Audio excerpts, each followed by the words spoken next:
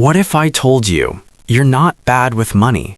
You've just been taught the wrong way to handle it. Most people think they need a bigger income, a better job, or some secret investment hack. So they budget harder, track every dollar, cut tiny pleasures, and still nothing changes. At the end of the month, your bank account feels tight, stress creeps in, and the future feels uncertain. You're doing what everyone says you should do, so why does it still feel like you're falling behind? Today, I'm going to show you why most people manage money completely backward and what actually works in real life. A method that removes stress and gives you control without giving up your life. Here's the truth. Most people think money management is about restriction. Stop buying coffee, cancel subscriptions, avoid eating out, track every penny, follow strict rules. For a week or two, it works. You feel in control, responsible, motivated. Then life happens. A birthday dinner, a car repair, or just one stressful day where you deserve a little treat. Suddenly, the plan collapses, and with it, your motivation. Why? Because most advice focuses on control, not clarity. Rely only on discipline, and money becomes a battle. Every choice feels heavy. Every purchase comes with guilt. Every mistake feels like failure. Exhausting, right? And when something's exhausting, you eventually quit.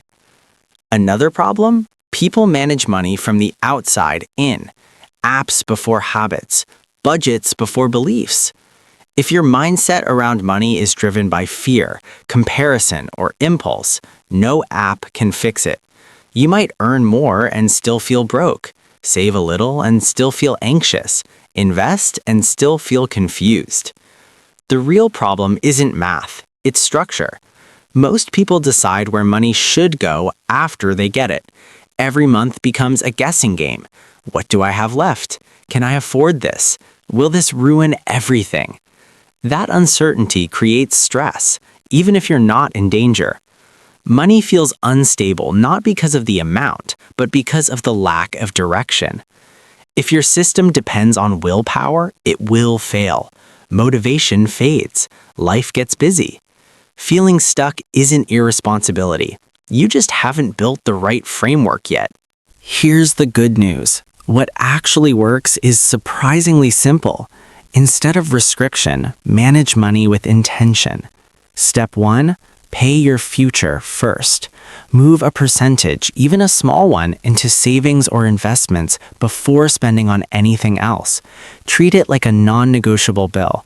You're no longer saving what's left. You're building first, spending second. Step 2. Simplify your structure. 3 buckets: essentials, future, lifestyle. Essentials: bills, housing, food, transport. Future: savings, investments, emergency funds. Lifestyle: fun, hobbies, little pleasures. Boundaries remove guilt. Money and lifestyle: spend freely. Step 3: automate everything possible. Automatic transfers remove emotion. You don't debate, you don't forget. The system runs quietly in the background. Step 4, focus on income growth, not just expense cutting. Cut costs to breathe. Grow income to expand possibilities. Learn skills. Ask for raises. Explore side opportunities. Invest in yourself.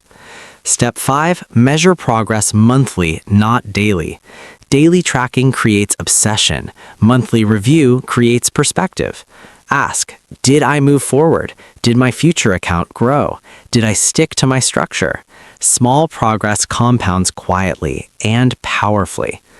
This approach removes drama. Money stops being stressful and becomes a tool for freedom. Confidence grows, not from perfection, but from consistency. If this hit home and you realize you've been fighting money instead of organizing it, that's a good sign. Start small. Automate savings. Create your 3 buckets. One change today beats a perfect plan tomorrow. Comment below, what's one small step you'll take this month? Imagine waking up stress-free, knowing your money works for you. That's the power of structure.